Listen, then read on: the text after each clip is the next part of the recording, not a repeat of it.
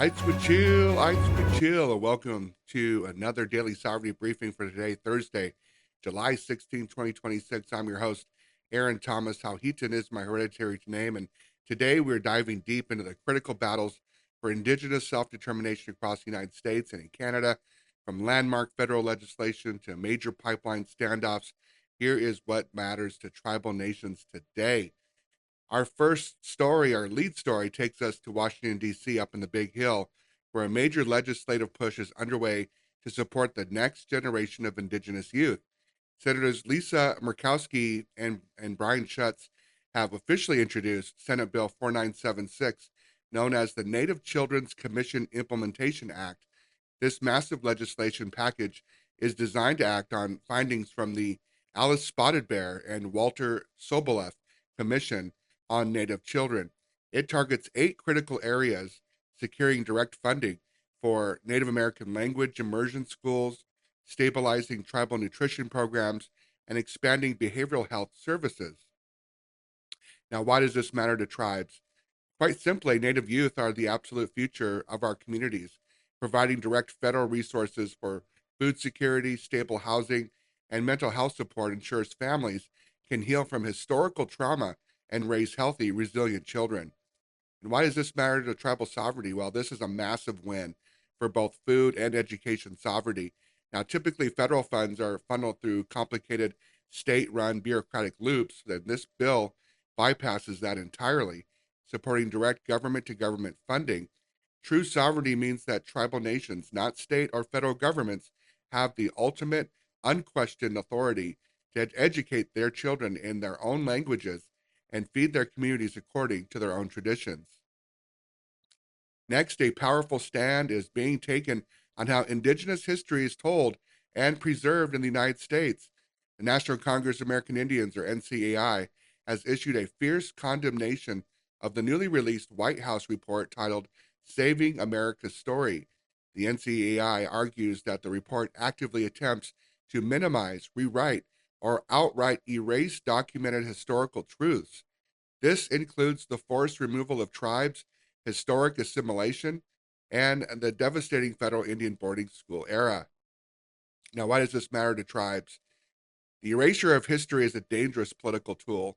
When the public and the federal government forget or rewrite the historical agreements, the treaties that were made with tribes, it becomes much easier for modern lawmakers to ignore tribal rights and strip away vital community funding. Now, why does this matter to sovereignty? Sovereignty is deeply tied to jurisdiction identity. As NCAI Executive Director Larry Wright Jr. recently noted, quote, Native nations are not simply another cultural or ethnic group. Tribal nations are sovereign governments with a unique political relationship with the United States, end quote. Erasing tribal history directly undermines the legal and constitutional foundation of tribal self-determination. Now, turning to culture, sports, and community gatherings across Western Canada and the Northern Plains, major traditional gatherings are kicking off in Masquatchees, Alberta. The Immersion Cree Nation powwow celebration is running through today.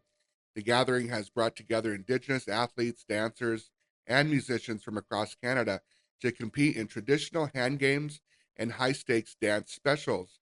Meanwhile, in North Dakota, the historic Mandaree celebration begins today, hosting competitive song and dance contests that strengthen intertribal relations and cultural pride. On the cultural front, Native creators and tribal Hollywood continue to emphasize narrative control, matching the efforts of tribal leaders to ensure authentic representation and historical accuracy across media platforms. Before we head into our deep dive today, we have a critical weather and environmental outlook for some parts of Indian country today. First, a wildfire smoke advisory. Massive plumes of smoke originating from active blazes in Western Canada continue to drift south. State and tribal environmental departments around the Great Lakes, specifically in Michigan and Minnesota, have issued air quality advisories for elevated levels of fine particulate matter. Tribal health departments are urging elders, children, and sensitive groups to limit outdoor exposure. Meanwhile, an extreme heat wave is building in the West. The National Weather Service warns that record breaking heat is shifting eastward across the northern plains.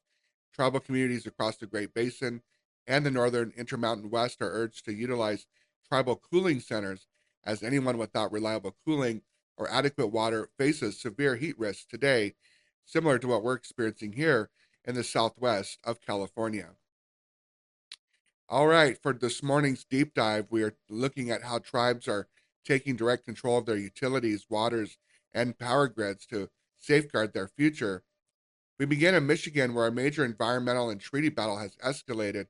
Michigan's Department of Environment, Great Lakes, and Energy approved a critical set of permits allowing Canadian energy company Enbridge to construct a massive underground oil tunnel beneath the Straits of Mackinac. The Bay Mills Indian community, legally represented by Earth Justice and the Native American Rights Fund, has fought this proposed tunnel for years. The tribal stance is clear. Bay Mills and other Anishinaabe tribes and the Straits of Mackinac as the sacred heart of their creation and a vital source of ecological life. They argue that building a pipeline tunnel through this sensitive aquifer directly threatens the drinking water and treaty-protected fishing rights of the entire region. How does this impact self-determination? Well, this is a head-on collision between corporate, state permitting power, and tribal resource sovereignty. By prioritizing a multinational oil corporation over treaty rights, the state compromises tribal self-determination. In response, the tribes are immediately escalating this battle to Michigan's Supreme Court to defend their water and ancestral lands. All right, before we sign off this morning, here are 3 upcoming webinars for tribal leaders and staff. First, on July 21st at 1 p.m. Pacific Time, the Native American Fish and Wildlife Society is hosting a listening session on wind energy and wildlife, focusing on balancing new green infrastructure with local conservation. Next, on July 22nd, the NCAI will host Tech Sovereignty, a tribal leader's guide to the AI era, exploring how tribes can ethically adopt artificial intelligence while protecting data sovereignty. Also on July 22nd at 1 p.m. Eastern, the United South and Eastern Tribes, or USET, and the Department of the Treasury will host their second session on closing the gaps, lender credit stacking in tribal communities. All right, ladies and gentlemen, thanks again for joining me this morning on the Daily Sovereignty Report for July 16th. My name is Aaron Thomas. Hauhitan is my hereditary name. I'm from the Lummi Nation. Thank you so much for joining me. Keep standing strong, protect the land, and we'll see you next time on the Daily Sovereignty Report.